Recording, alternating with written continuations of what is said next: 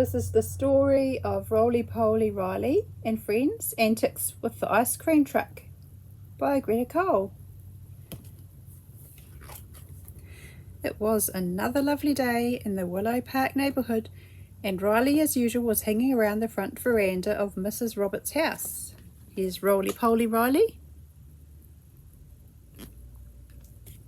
His number one spot was on a cane chair with a well-worn and flattened cushion. They had stitched Home Sweet Home on the front. It was his favourite place to relax and watch the goings-on in the neighbourhood. As usual, good old Captain Jack had wandered over to see his best buddy, hoping for some playtime activity. Most days Riley would be obliging, but today he just wanted to stay put in his warm posse. It must have been a weekend day, as there was a sound of musical chimes indicating to the surrounding district that the ice cream truck was in the area. Riley and Jack always got rather excited when they heard the ding-a-ling sounds, as it meant they would see Bobby Sideburns. Here we are, Bobby Sideburns, the ice cream truck driver. He was the owner of Cool Treats Company and was a jolly wee fellow who always seemed to wear a pair of trousers that were a size too small, or maybe it was the fact that he ate too many ice creams in between shifts. Bobby Sideburns had a bit of a soft spot for the two four-legged friends and would give them free ice cream served on paper plates. There's Jack with his ice cream. Jack's favourite was Goody Goody gumdrops. He was rather fascinated by the green colour. The gumdrops always seemed to get stuck around his teeth, though it didn't bother him too much, as it meant he had something sweet to suck on for the rest of the day. As they saw the ice cream truck crawling down the street, both Roly and Captain Jack noticed there was smoke coming out of the back window. Bobby Sideburns seemed oblivious to it, but as the truck approached, Jack started to bark and try to get his attention. It wasn't until the truck got closer that Bobby noticed that Jack was yelping and Riley prancing to and fro frantically. He initially thought they were fooling around and just laughed at them, but he soon realised that something was up, and he slowed the truck down next to the curb, and a whiff of smoke went past the driver's window. And the truck's on fire. "Ah, what's going on here then?" he yelled as he jolted his truck to a halt. He got out of the driver's seat as quick as a flash and went to where the smoke was coming from. "Oh, it's going to be one of those days, is it? I just don't believe it." Smoke and a few sparks were coming from the truck's generator. The generator was the engine that kept all the truck's machines working, including keeping the cold treats cold. "Unbelievable," Bobby was muttering to himself. "Obviously those rubber bands that I had around those two wires to keep things secure hasn't worked." Bobby was one who always liked to fix things on the cheap. His motto was, "If it ain't that bad, it ain't hard to fix." But now things had got bad, and he didn't get onto things quickly. If he didn't get onto things quickly, all his afternoon treats would melt, and his profits for the day would be gone. Meanwhile, Jack was barking, and this caught the attention of Mrs. Roberts, who was out with the long cord and trimmer cutting back the weeds.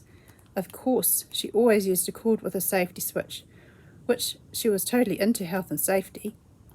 Mrs. Roberts came round to the front of the house to see what the fuss was about. "Oh, Mr. Sideburns, really, what's happening here?" Even though Mrs. Roberts liked Bobby, she always thought he acted like a big kid who needed to be looked after. "Well, I'm not totally sure, Mrs. Roberts, but I think maybe all the smoke. My generator is on the blink," Bobby said sheepishly. "It's been running fine all morning, but it seems to be conking out on me now." "If that's the case, you need to shut the generator off right away," instructed Mrs. Roberts. "It will mean my ice cream will melt, Mrs. Roberts, and that will be a total disaster. Sticky melted ice cream ain't pleasant to clean up, I can assure you," he rabbited on. "Well, just as well I'm here, isn't it, Mr. Sideburns?" said Mrs. Roberts. Bobby always knew that he wasn't in Mrs. Roberts' good books when she used Mr. and his second name together, especially in that tone of voice. "I've got my safety cord here and will plug it into your generator until we can sort something out for you." "Oh, Mrs. Roberts, you're an absolute legend. What a truly fantastic idea." With that, Bobby grabbed the extension cord and, after removing the generator plug, stuck the extension one into the socket. With a thud and a bang, the truck's machinery started back up. Hooray! Both Bobby and Mrs. Roberts yelled, with Riley and Jack skipping about excitedly. Now the second issue is we need to solve how to sell the remaining ice cream, concluded Mrs. Roberts. Looking at Riley and Jack, she said, now lads, I'm going to make up sandwich board signs and put them on your back, and I want you to go around the community and bring in the customers. So here they are, Riley and Jack with sandwich boards advertising the ice cream. It didn't take long before both Riley and Jack were swaggering down the street displaying cardboard signs that Mrs. Roberts made up. Jack was excitedly barking all the way along the path, and this brought out all the kids to see what was going on. Within half an hour, both Riley and Jack were trotting back to Mrs. Roberts' house with a long trail of kids and some parents eager to make a cool treat purchase. Here we are. It's the goody goody gumdrops ice cream. It was kind of like a scene out of the Pied Piper, with all the children dancing and prancing after the Piper Man, but in this case it was after two four-legged creatures. While Bobby Sideburns had a cracker of an afternoon, his sales were up no end. He sold more in that afternoon than he usually would have done in a week.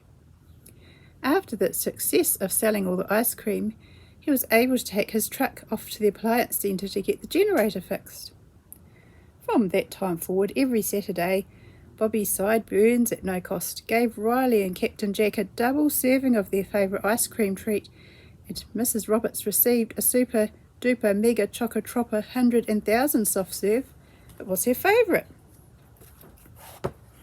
That was the story. Roly Poly Riley and Friends. Antics with the Ice Cream Truck by Greta Cole.